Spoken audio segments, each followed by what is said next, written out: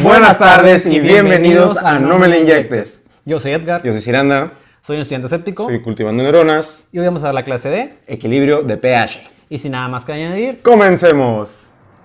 Y bueno, como el conocimiento en medicina no es nada si no hay aplicación, debemos de entender que, por ejemplo, lo que veamos en esta clase vamos a estarlo asimilando en un caso clínico. Así que imaginemos, como vemos en la imagen de aquí, que estás en la guardia, trabajando arduamente, y de repente empieza a sonar el teléfono de la sala de urgencias, contestas y resulta que viene un paciente. Ingresa y ¿qué es lo que vemos?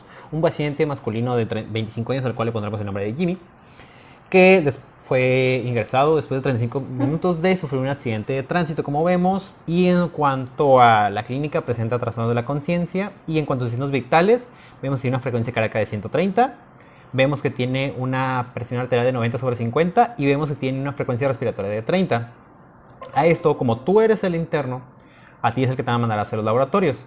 ¿Y qué lo detectas en los laboratorios? Detectas que tiene un pH de 7.2, detectas que tiene una presión de anhídrido carbónico de 22, una presión de oxígeno de 97 y un bicarbonato de 10, así como la saturación se encuentra en 98 y los otros electrolitos, sodio en 140, potasio en 5.5 y el cloro se encuentra en 100. Vamos a ir desarrollando este caso clínico a lo largo de la presentación. Y bueno, antes de comenzar a hablar un poco sobre los mecanismos fisiológicos y la parte clínica, es importante recordar un poco lo que es, más que nada, las bases de lo que es el pH. El pH, al final de cuentas, va a indicar de forma sencilla la concentración de iones hidrógeno dentro de una solución orgánica. Y en este caso tenemos que, pues si hay un aumento de la concentración de hidrógenos al lado izquierdo, vamos a ver cómo aumenta lo que es la cantidad y por ende la solución se vuelve cada vez ácida. Ahora bien, por el otro lado, si la concentración de iones de hidrógeno disminuye, el pH va a ir aumentando y en este caso la solución va a ir haciéndose de alguna manera alcalina o básica. Y bueno, continuando ahora con la importancia en el organismo del pH. ¿Por qué es importante mantener un control las concentraciones del ion hidrógeno? Muy bien, al igual que algunos otros metabolitos, el ion hidrógeno es importante para mantener la homeostasis dentro del cuerpo.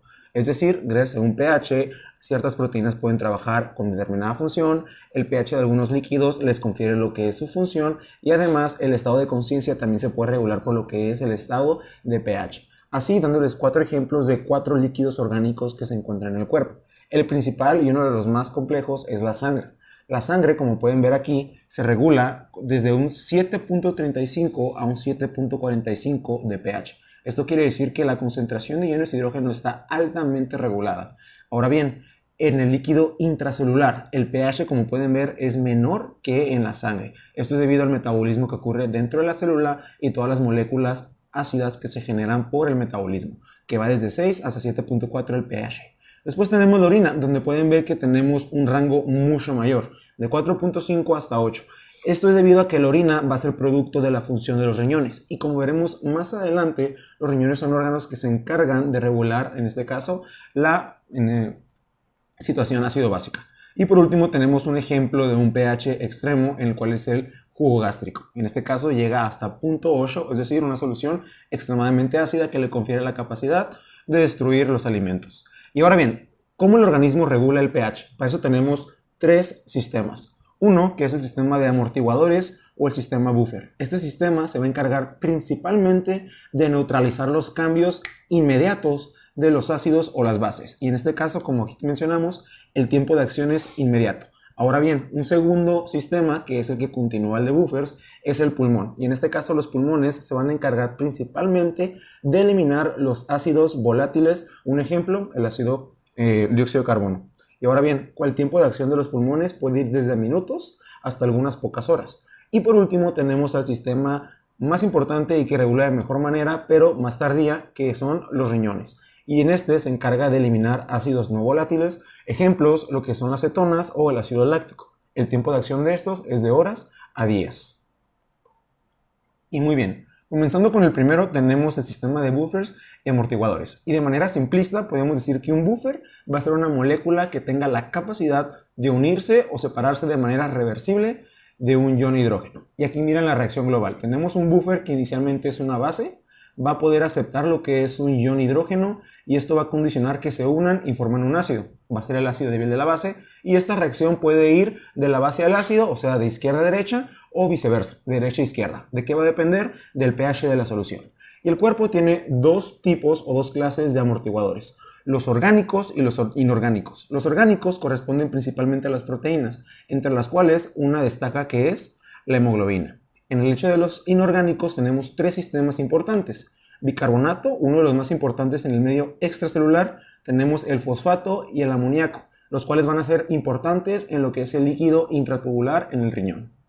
Y comentando un poco sobre lo que es el principal sistema extracelular, tenemos el sistema amortiguador del bicarbonato. Aquí tenemos a la izquierda la fórmula principal del bicarbonato. Tenemos la base, que es el bicarbonato, y su ácido débil, el ácido carbónico.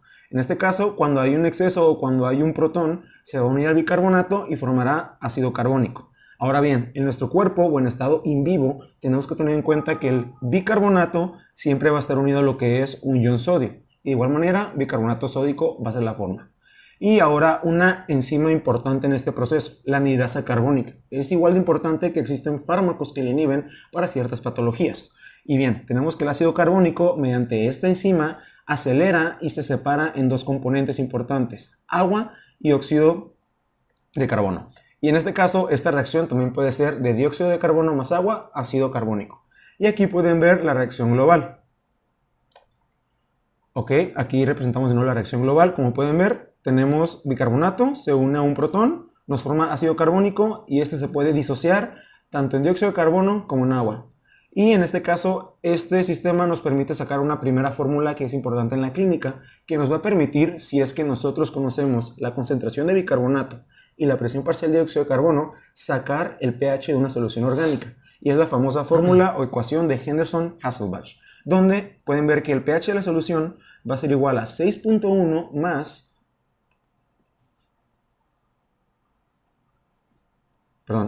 el logaritmo del cociente de bicarbonato sobre 0.03 por la presión parcial de dióxido de carbono, y así obtendríamos el pH de dicha solución.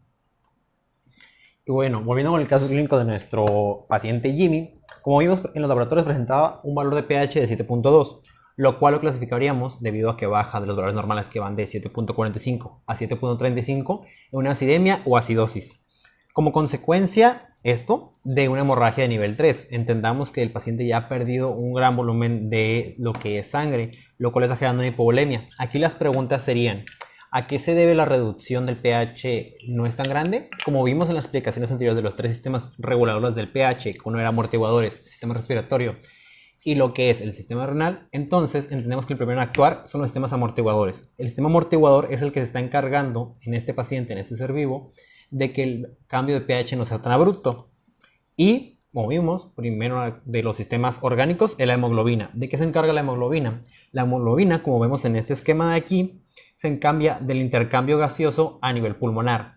¿Qué hace esto? Que la hemoglobina captura las partes ácidas que se encuentran circundantes en el paciente, en el organismo, y las expulsa a través del intercambio gaseoso en la membrana alveolo-capilar. Pasando con el sistema respiratorio para la regulación del pH, podemos ver que lo hace de dos maneras. Uno, como vemos en la parte de arriba, por una disminución de la ventilación pulmonar o un aumento de la ventilación pulmonar. Cuando hay una disminución de tu ventilación pulmonar, retienes más anhídrido carbónico. Al retener anhídrido carbónico, aumenta su concentración, aumenta la parte ácida y disminuye el pH. En cambio, cuando aumentas la ventilación pulmonar, está expulsando mayor cantidad de anhídrido carbónico, su concentración disminuye y esto favorece a que el pH aumente porque la carga base va a ser mayor a la carga ácida, que es la que tú estás expulsando con esa ventilación. En esta fórmula de aquí es donde podemos ver cómo se lleva a cabo este recambio. Aquí entendamos que, a final de cuentas, lo que va a favorecer que el sistema respiratorio regule va a ser la ventilación. La ventilación va a ser el punto clave y que se lleva a cabo un intercambio efectivo de gases. Y como vemos en segundo actuar, que va desde los minutos hasta incluso algunas horas. Y volviendo con el paciente, está hipernéico. Dijimos que tenía unos valores de signos vitales de una frecuencia de 30 respiraciones por minuto. Lo normal va de 12 a 20. Este paciente se encuentra elevado y también vemos que la presión de anhídrido carbónico está disminuida. ¿cuál creen que sea la razón a este aumento de la frecuencia respiratoria y la relación de anhídrido carbónico-pH? La respuesta es que el paciente está usando el sistema respiratorio como este segundo sistema compensatorio. Está tratando de aumentar las ventilaciones. ¿Para qué? Para así expulsar las partes ácidas, y al expulsar esas partes ácidas, que es anhídrido carbónico, está disminuyendo la concentración. Es por eso que vemos un descenso en la presión del anhídrido carbónico y que el pH no sufre un cambio tan abrupto, porque es el que está encargando, al estar expulsando el carbónico, de que el pH no cambie tan abruptamente hacia una parte ácida.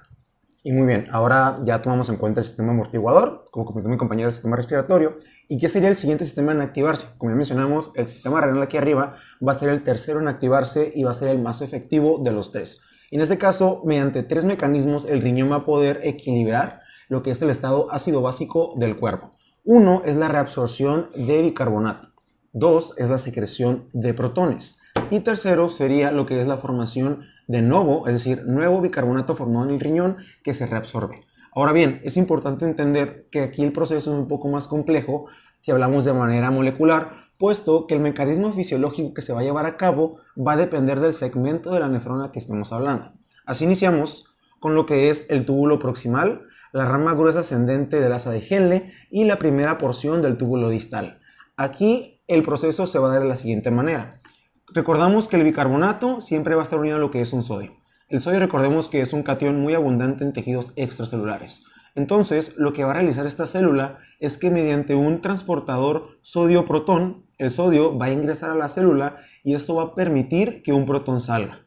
Ahora bien, si nosotros quisiéramos pasar el bicarbonato por la membrana, se nos sería imposible, puesto que el bicarbonato tiene una carga. Y recordemos que una carga negativa y la célula es interiormente negativa, simplemente se repelen. Por ende, recordemos, se van a unir y se va a formar ácido carbónico. El ácido carbónico, recordemos que se va a disociar en dos moléculas, dióxido de carbono y agua. El dióxido de carbono es liposoluble y por lo tanto atraviesa la membrana y aquí nuevamente se va a unir a otra molécula de agua. Por la anhidrasa carbónica va a formar nuevamente ácido carbónico y este se va a disociar en sus dos principales moléculas, el protón y bicarbonato. Y aquí el protón va a volver al ciclo y bien el bicarbonato junto al sodio que entró va a salir hacia lo que es los capilares peritubulares. Si se dan cuenta aquí, el proceso o la economía es por cada protón que se excreta se va a reabsorber un bicarbonato, es decir, uno y uno. Esto va a cambiar dependiendo del segmento.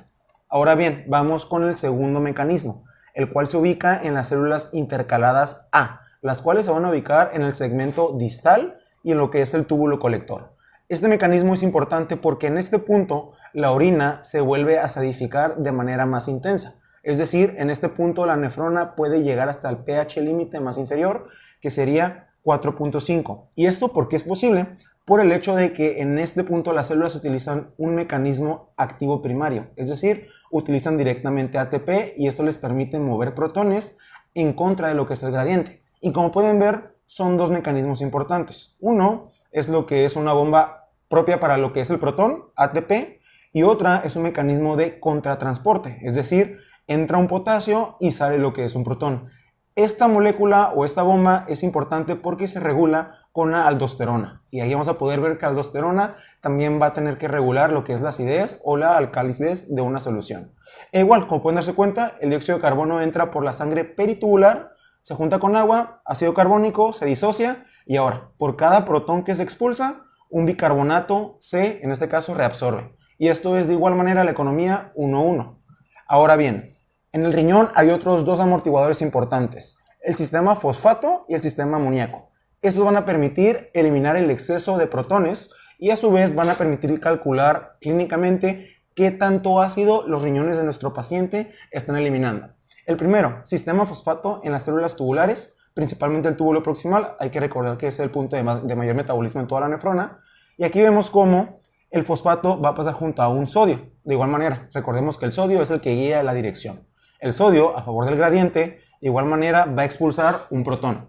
Este protón, en vez de estar solo en la solución, va a unirse a lo que es el fosfato y se va a eliminar en forma de ortofosfato diácido. Es la manera en la cual se elimina el protón. Y esta manera, o sea, la forma en la cual se elimina fosfato, clínicamente se conoce como ácido titulable. Y de igual manera pueden ver aquí que por cada protón se reabsorbe un bicarbonato, manteniendo la economía 1,1. Y ahora bien, tenemos ahora el sistema de amonio en el túbulo tanto proximal como túbulo colector. Y en este caso el amonio es el punto donde el riñón comienza a formar nuevo bicarbonato sódico. Y eso es importante en estados de acidosis y principalmente en lo que es acidosis metabólica. Ok, túbulo proximal, en este caso es importante la glutamina, un aminoácido, la cual se va a metabolizar en dos moléculas importantes, amonio y bicarbonato. Como pueden ver, aquí no entró dióxido de carbono como en los ejemplos anteriores, y aquí lo que es el amonio va a cambiarse. ¿Por qué? Por sodio. Recordemos que el sodio va a dirigir lo que es el gradiente e igual, se expulsa el amonio y el amonio conlleva un protón, es decir, técnicamente un hidrógeno o ácido. Y por ende, los bicarbonatos que se formaron se reabsorben. Y aquí la ganancia es 2-1. Se elimina un protón y se reabsorben dos bicarbonatos. Y ahora bien, esto cambia en el túbulo colector, donde estas células son capaces de producir por el metabolismo de proteínas amoníaco. El amoníaco puede difundir sin ningún transportador y de igual manera es un transportador de protón. El amoníaco se une al protón y forma amonio nuevamente. Y si se dan cuenta aquí, se forma lo que es bicarbonato extra. ¿Por qué? Porque aquí ya no hay bicarbonato y la relación de ganancia es 1. Es decir, se expulsa 1, pero se gana 1 extra. Y en este caso tenemos ahora lo que es la posibilidad clínica de calcular la excreción neta de ácido con los mecanismos que conocemos del riñón. Es decir, tenemos que conocer qué tanto se excreta de amonio, que recordemos que es una parte importante, qué tanto ácido titulable, el cual es la forma de fosfato, y tenemos que restar el bicarbonato. Esto porque recordemos que por cada hidrógeno secretado se reabsorbe un bicarbonato. Y en este caso, si hay pérdida de bicarbonato, relativamente quiere decir que la sangre ganó lo que fue un hidrogenión porque no se eliminó. Y ahora bien, teniendo en cuenta esta calculación, tenemos un rango de 50 a 100 mini equivalentes sobre litro, que son los rangos normales. Si esto supera el rango, es decir, el ácido secretado por un riñón supera los 100, ¿qué nos quiere decir? Clínicamente nos quiere decir que el paciente está eliminando más ácido de lo normal. En este caso, ¿cuándo se presenta esto? En acidosis, porque es un mecanismo contrarregulador del riñón. Y ahora bien, ¿qué ocurre si están por debajo de los 50? Y de hecho, el valor de ácido, en este caso excretado, puede ser negativo. En este caso, ¿cuándo ocurriría? Cuando hay un exceso de bases. Es decir, en una alcalosis, el riñón aumenta lo que es la excreción de bicarbonato y bien puede, en este caso, reabsorber todo el protón y técnicamente ver pura sal o pura base en la orina. Y aquí abajo tenemos una pequeña tabla que nos indica qué mecanismos o qué eventos pueden aumentar la secreción de protones y la reabsorción de bicarbonato. Un ejemplo sería que un aumento de la presión de dióxido de carbono, el cual, como me comentó mi compañero, es ácido y de igual manera estimula el centro respiratorio. Esto a su vez también va a aumentar la secreción de, en este caso, protones para disminuir la acidez en el medio extracelular. Ahora bien, tenemos lo que es la tercera, el fluido volumen o el volumen sanguíneo, y en este caso se conoce como alcalosis por contracción, es decir, hay una disminución de lo que es el volumen y esto va a activar el sistema renina-angiotensina, que como pueden ver aquí también importa, y aldosterona, y eso simplemente ¿qué va a hacer? Recordemos que la angiotensina promueve la reabsorción de sodio. Y como vimos, hay mecanismos de contratransporte. Entra sodio, sale hidrógeno. Por lo tanto, estos tres eventos van a generar una mayor expulsión de hidrógeno y una mayor reabsorción de bicarbonato. Y por ende pueden ocasionar lo que es alcalosis. Y por último, la hipocalemia, que puede ocurrir, por ejemplo, en el síndrome de Addison. Y pues aquí sería simplemente lo inverso, los eventos inversos como una disminución del PCO2, etc. Y esto va a condicionar una disminución del H, del hidrógeno, y un aumento en la secreción de lo que es bicarbonato, y por ende acidosis. Y bueno, otro parámetro importante para lo que son los casos de desregulación ácido-base es calcular lo que es el anion gap o la brecha aniónica. ¿Qué es esto? Esto nos permite calcular principalmente qué tipo de acidosis metabólica estamos tratando, si es una normoclorémica o una hiperclorémica. La anion gap o brecha aniónica se calcula de la siguiente forma, como vemos en la fórmula que se encuentra aquí arriba. Es igual a la suma de sodio y potasio menos la suma de cloro y bicarbonato. Entonces nos va a dar un valor del cual los valores normales se encuentran entre 8 y 16 mil equivalentes sobre litro. Si esta brecha aniónica se encuentra elevada, o sea, está arriba de los 16.000 equivalentes, lo clasificaremos como una normoclorémica. Si en cambio la brecha aniónica se encuentra normal, lo clasificaremos como una hiperclorémica. Entonces, para el caso clínico, el cual estábamos hablando, tomar los valores del paciente, que el sodio era de 140, el potasio de 5.5, un cloro de 100 y un bicarbonato de 10, nos da un resultado de 35.5. Entonces, quiere decir que la brecha aniónica se encuentra elevada, por lo cual estamos hablando de que el paciente presenta una acidosis normoclorémica. Ahora, ¿es coherente el anion gap con la causa de esta acidemia? Tenemos que tomar en cuenta aquí que el paciente está presentando esta regulación debido a que, como vemos en la causa, el paciente está hipovolémico. Esta hipovolemia está llevando a que no haya una perfusión tisular adecuada. No hay una perfusión tisular adecuada, empieza a generarse la glucólisis anaerobia en vez de irse por el camino aerobio y empieza a generar ácidos. Ahora, las alteraciones ácido-base las clasificamos como una alcalosis o una acidosis. Más allá de eso, en primer clasificarla como un lado de la balanza, otro lado de la balanza. Otra subclasificación sería clasificarla en base a etiología, si es una etiología respiratoria o una etiología metabólica. La tabla que vemos en la parte de aquí arriba es una guía de referencia rápida cuando, por ejemplo, te encuentras solamente los valores y intentas clasificarlo rápido para empezar a generar un tratamiento, tomando en cuenta los valores normales, los rangos normales, donde el pH debe estar entre 7.8, 7.42, vimos 7.35, 7.45, de qué va a depender esto. Laboratorio, parámetros de laboratorio. Las cargas de hidrogeniones que va de 38 a 42 mil equivalentes, la presión de anhídrido carbónico va de 38 a 42 y el bicarbonato que va de 21 a 26. Entonces vemos que hay alquecidosis, tanto respiratoria, metabólica, y vemos que hay dos flechitas. Esas dos flechitas indican cuál es el evento primario que está desencadenando toda la condición. Y como sistema compensador va a actuar su contraparte, o sea, la parte, en este caso, la parte base. Entonces vemos aquí la acidosis respiratoria es consecuencia de un aumento de la presión de anhídrido carbónico y su sistema regulador es el aumento de la base, que en este caso es el bicarbonato. Esta tabla igual la pueden consultar en la página de Estudiante Escéptico, en la sección de Instagram, tienen que irse hasta el fondo, son de las primeras publicaciones, por eso está un poco feo el diseño. Igual se lo vamos a poner un link en la descripción. Muy bien, y ahora con las acidosis, vamos a ver que, como comentó mi compañero, puede haber tanto metabólica y como respiratoria. Va a depender del fenómeno anormal o el fenómeno patológico primario. Y en este caso tenemos que la acidosis metabólica va a ser aquella donde principalmente los niveles de bicarbonato disminuyen por abajo de 20, es decir, su valor mínimo. Y ahora bien, tenemos que la acidosis respiratoria va a ser principalmente cuando los pulmones no puedan eliminar el exceso o el dióxido de carbono, es decir, va a haber un aumento de la presión parcial de dióxido de carbono.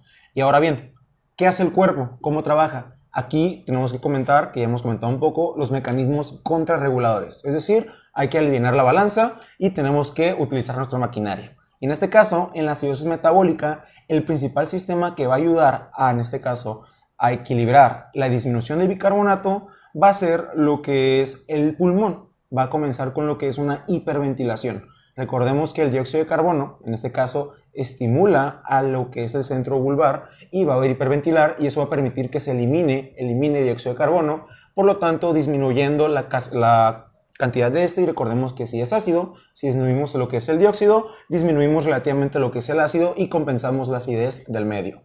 Ahora bien, en el otro caso, tenemos ¿qué ocurre en la acidosis respiratoria? Muy bien, hay un aumento de dióxido de carbono, tal vez el paciente tuvo una lesión o bien tiene enfisema, no puede eliminar el dióxido de carbono. ¿Qué pasa? ¿Qué ocurre con su cuerpo? Muy bien, va a utilizar el tercer sistema, que es el sistema renal.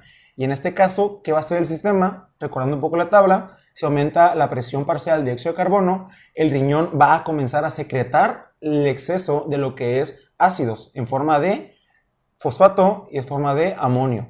Y además va a aumentar la reabsorción y va a generar nuevo bicarbonato. ¿Para qué? Para aumentar las bases y por ende amortiguar lo que es el exceso de ácido. Y este mecanismo sería el contrarregulador. Pero ahora, ¿esto cómo lo podemos pasar a la clínica? Es decir, ¿qué fenómenos o qué patologías nos pueden generar tanto acidosis metabólicas o acidosis respiratorias? Pues muy bien, tenemos aquí arriba lo que es estos pequeños ejemplos de enfermedades que pueden ocurrir y que pueden causar este problema de la regulación del pH. En el caso de la acidosis metabólica tenemos como primer ejemplo la acidosis tubular renal, la cual ocurre principalmente por una falla en lo que es el mecanismo propio de la nefrona, que bien no puede regular la reabsorción y la secreción tanto de bicarbonato como de protones respectivamente. Segundo, tenemos la diarrea. Por ejemplo, el cólera. Una diarrea intensa hace que se pierdan líquidos y además bicarbonato, cantidades grandes de bicarbonato por medio de las heces fecales. Y por ende, se reduce el bicarbonato y aumenta los ácidos y eso ocasiona una acidosis metabólica. Un tercer ejemplo, el vómito de contenido intestinal, que bien vendría siendo similar a lo que es la diarrea, pero simplemente lo expulsas por arriba. Después tenemos la diabetes mellitus, que aquí un claro ejemplo sería la cetoacidosis diabética, es decir, un diabético mal controlado, su organismo comienza a utilizar las grasas principalmente y como producto de la degradación de grasa se forman los cuerpos cetónicos, los cuales aumentan la acidez del medio y por ende se utiliza lo que es el bicarbonato. Después, ingestión de ácidos, ejemplos, una intoxicación por ácido acetilsalicílico, la aspirina, o bien ácidos fuertes como tóxicos, etcétera, pueden ocasionar lo que es una acidosis metabólica. Y por último, insuficiencia renal crónica, que simplemente es una falla del riñón para sus procesos normales. Y por el otro lado tenemos la acidosis respiratoria. ¿Qué ocurre aquí? Muy bien. Una lesión en el centro respiratorio puede ocasionar una disminución de la ventilación y por ende un aumento del dióxido de carbono en el cuerpo. Un enfisema, al igual que una neumonía, van a restringir y no van a permitir la difusión del dióxido de carbono hacia afuera y por ende su acumulación. Asma grave. El asma grave puede remodelar la barrera o la mucosa de los bronquios y en este caso permitir, o mejor dicho, negarle la salida del dióxido de carbono del cuerpo. Tenemos la fibrosis pulmonar difusa, la cual va a engrosar la membrana alveolar, lo cual va a no permitir la difusión del dióxido y va a ser mucho más difícil que se elimine. Y por último tenemos la enfermedad pulmonar obstructiva crónica, que conlleva procesos tanto obstructivos como de cierta manera también restrictivos que van a lastimar lo que es el mecanismo pulmonar de ventilación y por ende se va a estancar el dióxido de carbono. Y ahora, en el otro extremo de la balanza vemos a la alcalosis, la cual igual aún podemos clasificar en de origen metabólico u origen respiratorio. En origen metabólico, el evento primario va a ser un aumento en la concentración de bicarbonato. Para compensar esto, el mecanismo contrarregulador, como vemos, va a ser una hipoventilación. ¿Por qué? Esta hipoventilación, o sea, el paciente baja de las frecuencias normales que va en un límite inferior de 12 ventilaciones por minuto, lo que va a conllevar una retención del anhídrido carbónico, lo cual ya en el sistema va a generar una disociación, lo cual va a aumentar las cargas ácidas. Y en el caso ahora de la respiratoria, vemos que hay una disminución del dióxido de carbono. Esto porque puede ser, ahorita vamos a ver las causas, el sistema regulador aquí va a ser una disminución en la excreción de lo que son los ácidos en la parte de lo que es el sistema renal, como ya nos explicó Ceranda, y a su vez va a haber una reabsorción y una disminución en la reabsorción de bicarbonato. Entonces, yo ya no quiero tener las partes de bases, yo ya no me sirven, yo ya estoy muy alcalino, entonces las empiezo, ya no las absorbo como lo hacía normalmente. Ahora, ¿qué causas nos pueden conllevar esos eventos? En el caso de que hablamos de un proceso metabólico, un vómito de contenido gástrico, como vimos en cuanto a las primeras diapositivas que hablábamos de los líquidos, vimos que lo que es el contenido gástrico incluso puede llegar a un pH de 0.8. Entonces, al tú estar excretando tanta cantidad de partes ácidas, te vas a quedar con las partes bases, generando esa alcalosis. Un exceso de aldosterona por todos los procesos que vimos que se llevan a cabo en lo que es al nivel tubular, como la aldosterona actúa en este recambio de electrolitos, los diuréticos, y lo que son la ingestión directa de fármacos alcalinos o que provocan una alcalinidad. Por el lado de lo que son los procesos de etiología respiratoria, estados hipóxicos en los cuales al haber una disminución de lo que es una adecuada ventilación o una perfusión a un tejido, eso va a conllevar a un aumento en la respiración, la frecuencia respiratoria, lo cual va a llevar a que tú estés a cabo haciendo un recambio de lo que son gases, avienta las partes ácidas, te quedas con las partes base. Enfermedad del sistema nervioso central, o como vimos lesión, que fue lo que ya explicó anteriormente mi compañero Ciranda, pero el caso contrario, en vez de lesionar a nivel de que generes una disminución en la frecuencia, ahora generas una alteración que conlleva un aumento en la frecuencia.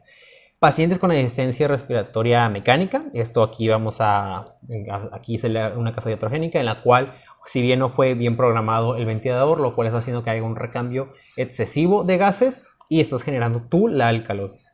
Y los cuadros de ansiedad, un paciente que posiblemente le das una noticia que lo lleva a un estado de crisis o pacientes que tengan alguna condición en los cuales generen cuadros de ansiedad, por ejemplo, trastorno de estrés postraumático, ese cuadro de ansiedad va a generar que el paciente empiece a hiperventilar. A generar esa hiperventilación estás haciendo el recambio excesivo y estás aventando todas las partes ácidas, quedándote con las partes bases.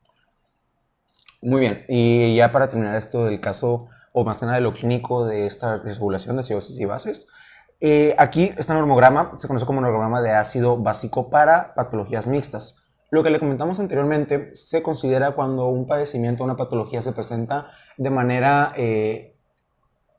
individual, singular o sencilla. Es decir, solamente hay una normalidad y bien un sistema respiratorio renal funciona como contrarregulador. Pero no todos los casos que se presenten en la clínica van a ser así. Por ejemplo, ¿qué les pasa si les digo que un paciente tiene un pH de 7.2 con lo que es un bicarbonato, en este caso de 10 microgramos sobre litro, y además tiene un dióxido de carbono de 50? Ustedes dirían, ok, aquí está un poco raro, puesto que el paciente tendría que tener una disminución de lo que es el dióxido de carbono por el mecanismo contrarregulador, teniendo en cuenta que la cetoacidosis es una acidosis metabólica. Sin embargo, este paciente diabético mal controlado puede tener lo que es una infección añadida, como una neumonía, o bien puede ser fumador crónico, puede tener enfisema, puede tener lo que es una enfermedad pulmonar obstructiva crónica, y esto va a condicionar que su pulmón no tenga la capacidad de eliminar el dióxido de carbono. Por ende, va a tener una disminución del bicarbonato y un aumento de dióxido de carbono. Si se dan cuenta, ambos procesos van a generar una acidosis. Entonces, esto es lo que se conoce como acidosis mixta. Y para esto es el normograma. El normograma nos permite saber, o es una orientación para ver si nuestro paciente cae dentro de una acidosis o alcalosis simple o compleja. ¿Y cómo se utiliza? Pues bueno, ocupamos 3 parámetros. 1, el pH del paciente. 2, la concentración de bicarbonato del paciente. Y 3, la presión parcial de dióxido de carbono.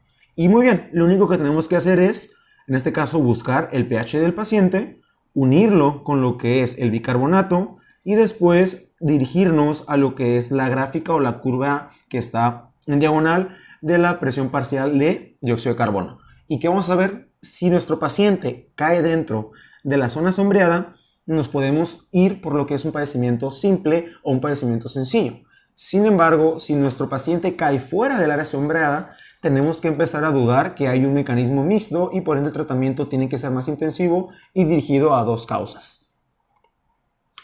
Claro, no nos podemos olvidar de Jimmy, no lo podemos dejar ahí nada más.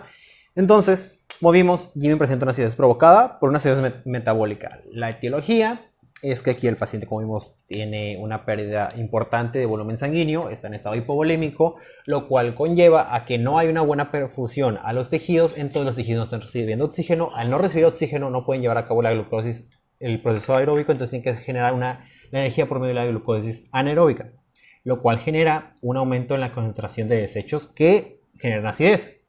¿Cómo identificamos esto? Primero que nada, el bicarbonato. El bicarbonato se encuentra en 10.000 equivalentes. ¿Por qué? Por el agregado ácido que está permanente ahí. Y más que nada aquí no es que sea una déficit de base, o sea, el paciente no está perdiendo base, sino que más que nada la está consumiendo debido a la producción excesiva de partes ácidas. Y aquí lo que interviene es como sistema regulador el sistema respiratorio. El sistema respiratorio empezó a hiperventilar el paciente y por eso hubo una disminución en la concentración de anhídrido carbónico, llevándolo a 22 milímetros de mercurio. Estas reglas que vemos aquí son principalmente para que podamos identificar más rápido si estamos hablando de un proceso metabólico o un proceso respiratorio.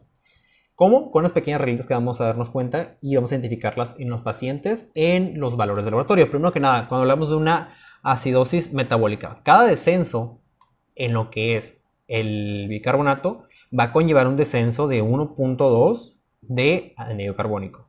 Para una alcalosis metabólica, cada aumento de un mil equivalente de bicarbonato lleva a un aumento de 0.6 de anhídrido carbónico. Para el caso de una acidosis, en este caso respiratoria, cada aumento de 1 milímetro de mercurio de anhídrido carbónico lleva un aumento de 0.4 de bicarbonato. Y en el caso de una alcalosis respiratoria, cada descenso de 1 milímetro de anhídrido carbónico lleva un descenso de 0.4 de bicarbonato.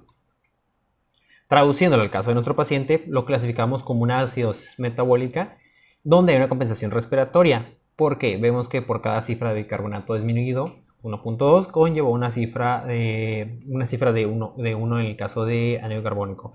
Y aquí lo importante para este y cualquier otro caso es que al final de cuentas las reflexiones, si bien nos sirven para poder calcular, en este caso clasificarlo y poder llevar a cabo un tratamiento más efectivo, al final de cuentas el tratamiento va a depender de la causalidad del evento que está generando esa acidez o esta alcalosis. En este caso la causa de este paciente era una hipovolemia. Entonces, ¿qué va a hacer? Reponer la hipovolemia. Al reponer la hipovolemia, el paciente vuelve a tener una adecuada perfusión a los tejidos y entonces va a restablecerse el proceso de la generación de energía, y lo cual no va a estar generando las partes ácidas en el metabolismo. En conclusión de este caso clínico, es que primero que nada, el síndrome de bajo gasto cardíaco que presenta el paciente es lo que le genera hipoxia tisular. Esta hipoxia tisular lo conlleva a generar un aumento de ácido láctico, producto de, como mencionamos, la glucólisis anaerobia, lo cual va a generar ahora sí, a nivel de pH, una disociación que va a aumentar las cargas ácidas. La caída inicial del pH fue amortiguada por el sistema de bicarbonato, por eso es que se consumió. Y el aumento de la brecha aniónica, lo que nos está sugiriendo aquí, más que nada, es que se trata de una acidosis clasificada como normoclorémica. Y la hiperventilación compensatoria permitió equilibrar el pH a expensas de ¿qué? De la pérdida de la presión de anhídrido carbónico. Caso clínico, muy importante para poner en práctica el conocimiento visto. Muy bien, un masculino de 19 años. Va a ingresar al servicio de urgencias donde están ustedes. Muy bien, va a venir como estado letárgico y un poco confundido, con dolor de cabeza, cefalea. Va a venir hipotenso, taquicárdico y taquipneico. Así que aquí el taquipneico puede ser importante, tómelo en cuenta. Le va a preguntar a la madre por qué viene, por qué la acude a consulta. Les va a referir que lleva desde hace 2 días un cuadro intenso de diarrea, 2 días de evolución, y le va a referir que comió en este caso en la playa ostras 2 días antes. Muy bien, tú vas a decidir realizar lo que es una gasometría arterial, la mandas al laboratorio y te llegan los resultados. pH 7.25. La presión parcial de oxígeno 98 milímetros de mercurio. Dióxido de carbono, a la presión parcial, 27 milímetros de mercurio. Concentración de bicarbonato, 13 mini equivalentes. Y electrolitos, sodio, 140 mini equivalentes, cloro, 115 mini equivalentes y una brecha aniónica de 12 mini equivalentes. Muy bien, hay que preguntarnos o plantearnos esto, ya que vemos un desbalance en el pH. Primero, ¿qué tipo de alteración ácido-base presenta el paciente? Esto se puede responder viendo de una manera o de manera directa el pH. Vemos que está en 7.25, entonces automáticamente podemos decir que es una acidosis. Sin embargo, tenemos que preguntarnos, ¿es metabólica o es respiratoria? ¿Y cómo sabremos esto? Viendo lo que son los valores ya de dióxido de carbono y bicarbonato.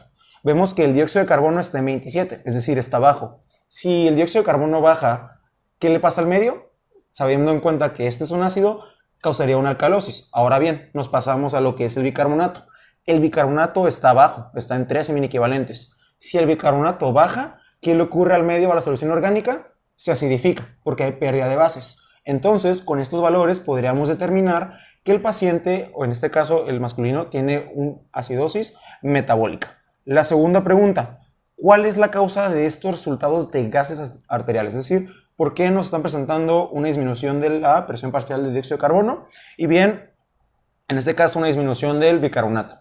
Bien, podemos diferir que por la clínica, en este caso el paciente llegó taquipneico. Entonces podemos pensar que la presión parcial de dióxido de carbono se redujo por el hecho de que el paciente estuvo hiperventilando y por lo tanto eliminando dióxido de carbono. Además de que tenemos el punto de letárgico y confundido. Algo importante es que en las sesiones metabólicas el estado acidótico desciende lo que es el umbral de neuronas y por ende los pacientes tienden a estar más faltos de conciencia, es decir, obnulados, letárgicos o estuporosos en casos extremos. Y ahora bien, el bicarbonato lo podemos utilizar para la tercera pregunta. ¿Cuál puede ser la causa de esta alteración? Muy bien, ya tenemos los signos clínicos, pero bien, ¿por qué ocurrió esto? Pues bueno, la madre nos refirió que el paciente lleva 2 días de diarrea intensa. Entonces, si recordamos un poco las causas, tenemos pues que una diarrea intensa puede haber pérdida excesiva de bases, principalmente bicarbonato. Y bien, viendo la clínica, viendo la historia o más que el padecimiento actual y los resultados del laboratorio, podemos integrar que la pérdida de bicarbonato fue debido a lo que fue la diarrea intensa. Y un dato extra, aquí también podemos hacer la brecha aniónica, o al final de cuentas, como ya comentó Edgar, la brecha aniónica está en 12 mini equivalentes. Está bien, relativamente. Pero, ¿qué pasa con el anión importante? El cloro. Está en 115. Entonces, está aumentado, recordando que es 98 a 108 los valores normales. ¿Qué podemos decir aquí? Pues bueno, al final de cuentas se perdió lo que fue bicarbonato y por compensación el cloro aumentó, entonces la brecha aniónica está normal, la cual se puede calificar como acidosis metabólica hiperclorémica. Y este segundo caso, el cual presenta ahí un cierto truco, estamos hablando de un masculino de 4 años, un infante, paciente pediátrico que se encontraba jugando en el patio de su casa, trae una pelota de juguete, una pequeña pelota de juguete, la pone en la boca y después de un momento que no estaban presentes los padres, la madre llega y al acercarse ve que el niño no puede respirar y se está ahogando con la pelota debido a que se la tragó. Entonces lo lleva rápidamente al servicio de urgencias, no tarda más de 30 minutos y logran extraer la pelota. Le sacan laboratorios y en los laboratorios encontramos las siguientes cifras. Primero que nada, un pH de 7.23, una presión de oxígeno de 71, una presión de anhídrido carbónico de 57 y un bicarbonato de 26. Aquí las preguntas es, ¿qué tipo de alteración ácido-base presenta el paciente? Como vimos, esto vamos a contestarlo rápidamente yéndonos al pH. El pH está en 7.23, lo cual lo clasificamos rápidamente como una acidosis. Ahora, ¿cuál es la causa de estos resultados de gases arteriales? Ok, vemos que el pH está en 7.23, vemos que el oxígeno se encuentra en 71, pero pues tenemos que tomar en cuenta que el paciente no estuvo respirando. La presión de anhídrido carbónico está elevada. ¿Por qué? Porque al no poder estar respirando no podía hacer el intercambio de gases y estaba conservando toda la concentración de anhídrido carbónico debido a que no lo podía expulsar del organismo. Y el bicarbonato, como vemos, se encuentra todavía ahí, en un rango entre que se está elevando, entre que no, se encuentra todavía en 26. Entonces, ¿cuál puede ser cuál puede ser la razón de esto? Para eso tal vez nos tendríamos que ir a la tercera pregunta, la cual dice, ¿cuál puede ser la causa de esta alteración?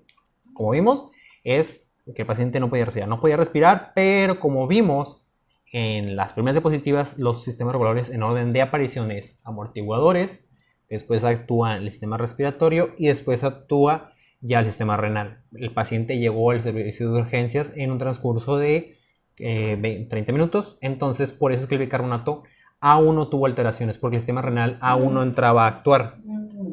¿Cómo lo clasificaríamos? Pues en este caso es sí es una acidosis respiratoria, pero aún no se va a acabar la convención debido a esto, a que aún no estaba activado el sistema renal debido a la tardanza que genera. Algo importante que mencionar aquí es los tiempos, como ya mencionamos, el pulmón es de minutos a horas y usualmente se toma un promedio para, en este caso, valorar la compensación de 6 a 12 horas, mientras que el riñón usualmente logra su acometido dentro de 3 a 5 días. Es importante también valorar esto, como en este caso, el paciente, como comentó mi compañero, llegó rápido, así que ahí no deberíamos esperar relativamente el método compensativo del riñón, teniendo en cuenta la fisiología normal del cuerpo.